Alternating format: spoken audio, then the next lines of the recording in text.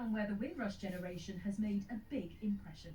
They worked at Vauxhall, they worked for the council, they worked at the hospital.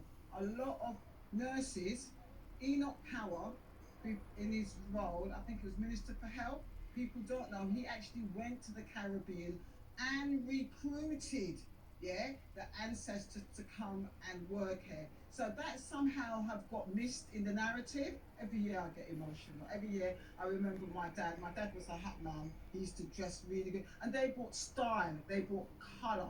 When you walk around Luton, do you see pockets of the Caribbean here? Yes, every day, every day. That's why I came. In the audience, today's guest of honour, Rose Allen, is 102 years old. She came here from the island of Montserrat in the 1950s to join her husband. So he came first in 1955 and I came in 1956. I came here on a ship they call SS Origa. When you haven't got a thing, you have to walk to look for it. All my intention was to look for work, to look after my family there. For her, that meant cleaning hospitals and working in factories, but it is a life she's content with. 5 generations of Rose's family were here today, including her great-great-grandchildren, all incredibly proud to see her share a song and trigger the raising of the Windrush flag. There has been singing and dancing and an outpouring of thanks here today for the contribution that the Windrush generation made to this country, but also to this town of Luton, a message that diversity makes us stronger. But today has been as much about education as it has about celebration.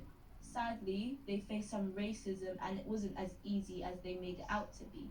So people would say, make it out like it was streets paved with gold, but actually it wasn't. It wasn't like the fantasy that they had been told. At my church, my grandma Flo, she started talking about it, really. And she came, I don't remember exactly what year, but she came over from Jamaica to here, and she did face some discrimination, but overall that's good now. It's pretty important for our community because it's about our history and preserving our heritage, so yeah, it's very important. By seeing this, events like this, everyone can understand what happened and what it really means to all of us even today. There was passionate poetry, a silence for reflection and gratitude that so many turned out to mark a moment in history which changed the country's future. Janine Machin, BBC Look East in Luton.